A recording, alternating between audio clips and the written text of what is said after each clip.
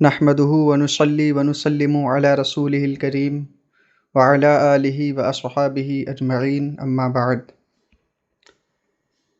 پیارے اسلامی بھائیوں، رمضان المبارک کی ایک خاص عبادت اعتکاف بھی ہے۔ یوں تو پورے سال آدمی جب بھی مسجد میں داخل ہو تو اعتکاف کی نیت کر لے، مگر رمضان المبارک میں خاص اہتمام کے ساتھ مسجد میں اعتکاف کی لذت اور اس کا ثواب ہی کچھ اور ہے۔ اللہ رب العزت کا ارشاد ہے، وَعَهِدْنَا إِلَىٰ إِبْرَاهِيمَ وَإِسْمَاعِيلَ أَن طَهِّرَ بَيْتِيَ لِلطَّائِفِينَ وَالْعَاكِفِينَ وَالرُّكَّعِ السُّجُودِ، اور ہم نے تاکید کی ابراہیم و اسماعیل علیہ السلام کو کہ میرا گھر ستھرا کرو طواف کرنے والوں اور اعتکاف والوں اور رکوع و سجود والوں کے لیے۔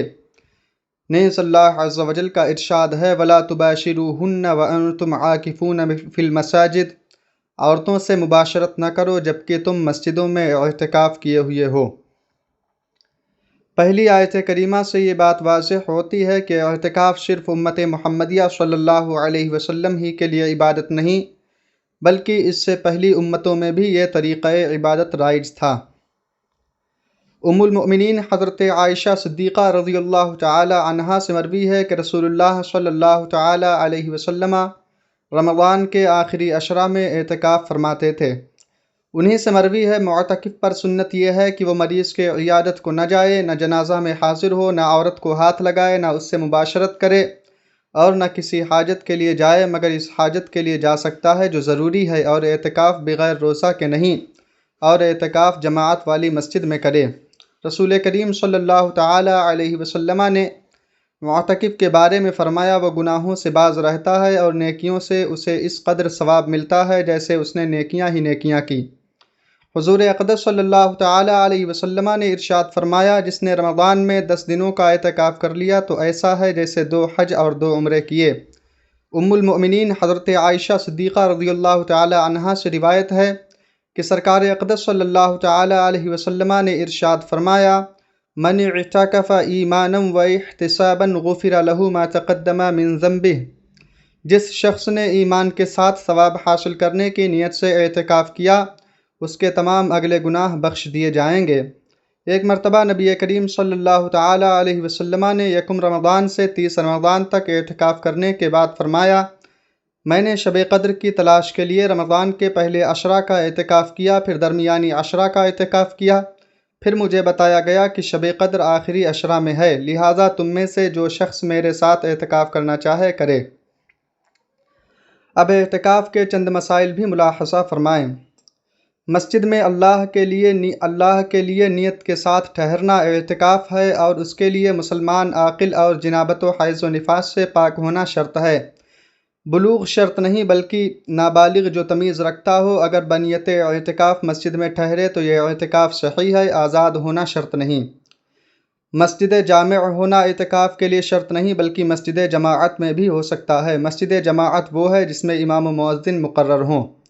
عورت کو مسجد میں اعتکاف کی اجازت نہیں بلکہ وہ گھر میں ہی اعتکاف کرے، مگر اس جگہ کرے جو اس نے نماز پڑھنے کے لیے مقرر کر رکھی ہے، جسے مسجد بیت کہتے ہیں۔ عورت کے لیے یہ بھی مستحب ہے کہ گھر میں نماز پڑھنے کے لیے کوئی جگہ مقرر کر لے، اور چاہیے کہ اس کو پاک صاف رکھے، اور بہتر یہ ہے کہ اس جگہ کو چبوترا کی طرح بلند کر لے۔ مرد کو بھی چاہیے کہ وہ نوافل کے لیے گھر میں کوئی جگہ مقرر کر لے کہ نفل نماز گھر میں پڑھنا افضل ہے۔ اگر عورت نے گھر میں نماز کے لیے کوئی جگہ مقرر نہیں کر رکھی ہے تو گھر میں اعتکاف نہیں کر سکتی، البتہ اس وقت جب کہ اعتکاف کی نیت کیا کسی جگہ کو نماز کے لیے خاص کر لے تو اس کا اعتکاف ہو جائے گا۔ اعتکاف واجب میں معتکف کو مسجد سے بغیر عذر نکلنا حرام ہے، اگر نکلا تو اعتکاف جاتا رہا اگرچہ بھول کر نکلا ہو۔ اسی طرح اعتکاف سنت بھی بغیر عذر نکلنے سے جاتا رہتا ہے۔ اسی طرح عورت نے مسجد بیت میں اعتکاف واجب یا مسنون کیا تو بغیر عذر وہاں سے نہیں نکل سکتی، اگر وہاں سے نکلی اگرچہ گھر ہی میں رہی اعتکاف جاتا رہا۔ معتکف کو مسجد سے نکلنے کے عذر یہ ہیں: نمبر 1، حاجت طبعی کی مسجد میں پوری نہ ہو سکے، جیسے پیشاب، پاخانہ، استنجا، وضو اور غسل کی ضرورت ہو تو غسل، مگر غسل و وضو میں یہ شرط ہے کہ مسجد میں نہ ہو سکیں، یعنی کوئی ایسی چیز نہ ہو جس میں وضو یا غسل کا پانی لے سکے، اس طرح کی مسجد میں پانی کی کوئی بوند نہ گرے کہ وضو و غسل کا پانی مسجد میں گرانا ناجائز ہے، اور اگر مگ وغیرہ موجود ہو یا کوئی ایسا برتن ہو کہ اس میں وضو وغیرہ کر سکتا ہے کہ کوئی چھینٹ مسجد میں نہ گرے گی، تو وضو کے لیے مسجد سے نکلنا جائز نہیں، نکلے گا تو اعتکاف جاتا رہے گا۔ اسی طرح اگر مسجد میں وضو و غسل کے لیے جگہ بنی ہو یا حوض ہو تو باہر جانے کی اجازت نہیں۔ اور دوم حاجت شرعی مثلا عید یا جمعہ کے لیے جانا، تو اس صورت میں معتکف کو مسجد سے نکلنے کی اجازت ہے۔ قضاء حاجت کو گیا تو طہارت کر کے فوراً چلا آئے، ٹھہرنے کی اجازت نہیں۔ اور اگر معتکف کے دو مکان ہیں، ایک مسجد سے دور ہے اور دوسرا قریب، تو قریب والے میں قضاء حاجت کو جائے۔ اگر مریض کی عیادت یا نماز جنازہ کے لیے نکلا تو اعتکاف فاسد ہو گیا۔ معتکف مسجد ہی میں کھائے پیے اور سوئے، ان کاموں کے لیے مسجد سے باہر ہوگا تو اعتکاف جاتا رہے گا۔ صحن مسجد کا حصہ ہے، لہٰذا معتکف کو صحن مسجد میں آنا جانا، بیٹھے رہنا مطلقاً جائز ہے۔ مسجد کی چھت پر بھی آ جا سکتا ہے، لیکن یہ اس وقت ہے کہ چھت پر جانے کا راستہ مسجد کے اندر سے ہو۔